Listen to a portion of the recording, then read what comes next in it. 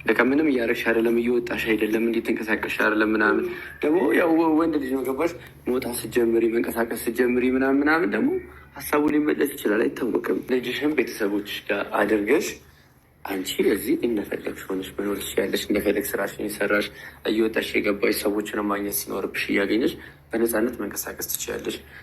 አንቺም ሄደሽ ቤተሰቦች ጋር ልጅሽ እንዳያለሽ፣ አብርሃምም ቤተሰቦች ጋር ሄደ ልጁን ያህል ማየት ሲኖርባችሁ። ግን አንቺ በጣም እየተጎዳሽ እይታዎች ከአንቺ ላይ ያነሳው አብርሃም ምናምን ምናልባት ቤት ውስጥ መሆንሽ ምናምን ያኛው ነገር ፊት ፈጥሮበት ከሆነ ምናልባት ለምን በዚህ መንገድ አንሞክረውም? እኔ ከልጄ መለየት አልፈለግም። በሰዓት ሩታ ቀልድ እኮ አይደለም የኔ ነገር ያስፈልጓል ብዬ ስለማስብ ይሄማ ምንም እናት እኮ ነች። ምንም ጥያቄ እኮ የለውም ሩታ። አንዳንዴ ግን ሰው ሲያስብልሽ ነው ምኑ ነው የሚከብደው? እግዚአብሔርን ይከብዳል። አሁን እንዴት ነው እኔ ልጄ እናትሽ ጋር እኮ ነው የሚሆነው። ማን ጋር የሚሆን መሰለሽ እኮ እናቴም ጋር ቢሆን እኮ ልጄ ነው። ይከብዳል። እንዴት ነው ተረጋግቼ የራሴን ነገር ልሰራ የምችለው? አልገባኝም። ምንድን ነው ይሆን? ምን ይጨንቃል እኮ ምን ይጨንቀው?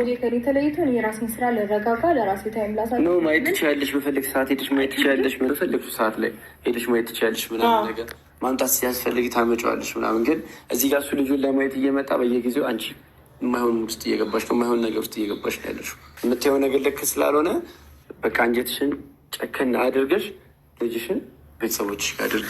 ሰላም እዚህ ጋር ላቋርጠን። ፕሮግራሙ ምንድን ነው ክፋቱ?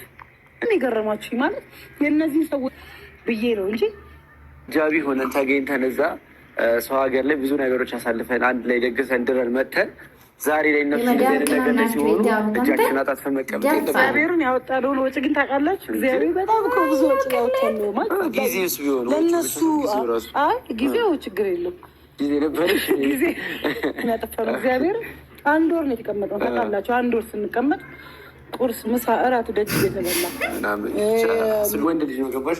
መውጣት ስትጀምሪ መንቀሳቀስ ስትጀምሪ ምናምን ደግሞ ሀሳቡ ሊመለስ ይችላል፣ አይታወቅም።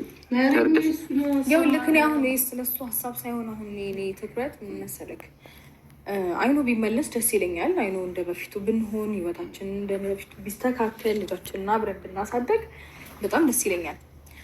ግን ደግሞ ካልሆነ የእሱን ትኩረት ለመሳብ ወይም ደግሞ እሱ ወደ እኔ ይመለሳል ብዬ ልጄን ትቼ መውጣት ወዲያ እንደማንም ዘላል ሴት መዝለል ብዬ አላስብም። ማንም ስራ አሽሙርነትሽ አያልፍልሽም። እንደሰማችሁ ቪዲዮ እንግዲህ ያመጣውላችሁ እንዲታሰቡ ነው። በነገራችን ላይ እንግዲህ ዳንና ሜሪ አንድ ቀን ደህና አይዳ አምጥቶ አቅም ለሩታ የሚጠቅማት አንድ ነገር አምጥቶ አቅም እሷን የሚያጠፋት ከትዳሯ የሚበትን ነው እንጂ ምንም ነገር።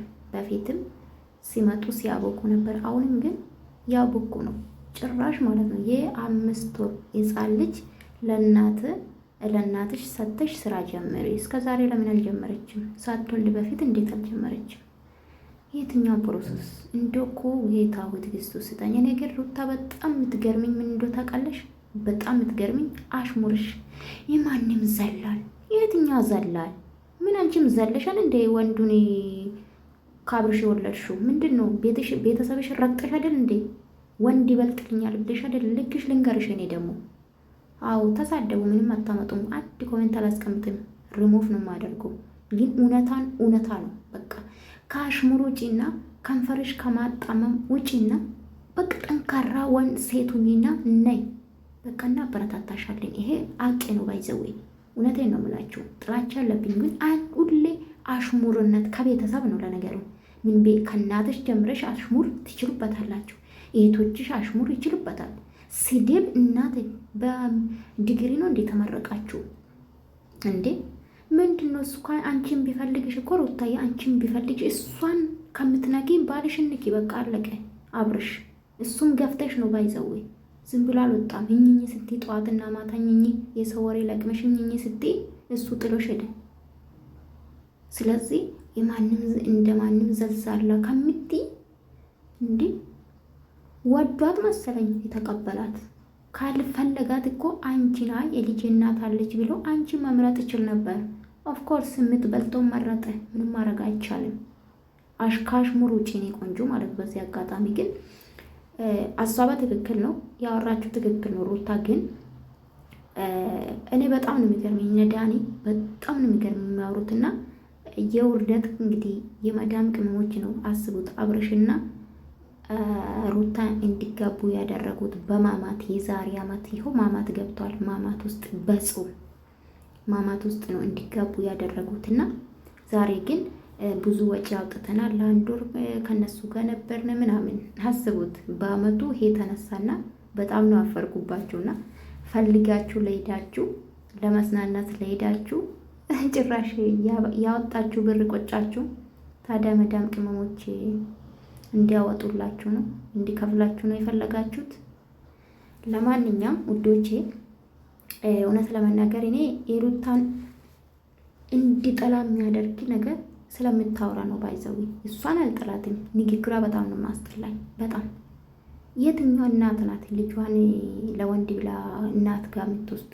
የትኛው ብትሸገር ኦኬ የኖረች ነው። ምን የመሰለ ቤት ውስጥ የኖረች ነው። ቤት ኪራይ የከፈለላት ነው አብርሽ። እሷ የከፈለች እንዳይመስልሽ አዳሚ፣ የከፈለች ነው። አለ ስራ ነው ቁጭ ብላ ልጇን የምታሳድገው። ሶ ምን ጎደለባት? ኦፍኮርስ ማለት ቤት አላት፣ ሰራተኛ አላት። ባይዘዌ ባለፈው አብርሽ ተናግሯል። ልጅ የሚጠብቅ ሰራተኛ አላት። ስለዚህ ሰራተኛ ትክክለኛ ሰራተኛ ኃላፊነት ተሰጥቷት መያዝ ትችላለች።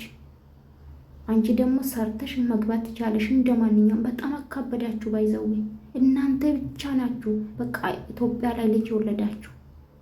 ልጅ ከአንቺ እንዲለይ ካልፈለግሽ ሰራተኛ አለሽ። አሁንም በሰራተኛ የተንቀሳቀሳችሁት ሰራተኛ ኃላፊነቷን ወይም ደግሞ ተያዥ ያላት ከሆነች ኃላፊነት ሰጥተሽ ሰርተሽ መግባት ትቻለሽ። ግዴታ ደግሞ መግባት መስራት የለብሽም። ሰራተኛ መቅጠር ትቻለሽ። አንቺ የገባሽ የወጣሽ ቼክ ማድረግ ትቻለሽ። በጣም አካበዳችሁ የሌለና ምንም የዳንና የሜሪ በጣም አሁን ደግሞ ለምንድን ነው ይሄን ሀሳብ ያመጡ? ለምንድን ታውቃላችሁ? አብርሽ ልጁን በየቀኑ ማየት ስለሚፈልግ አብርሽ ለመጉዳት ነው። ይመኑኝ፣ በጣም አበዛችሁ።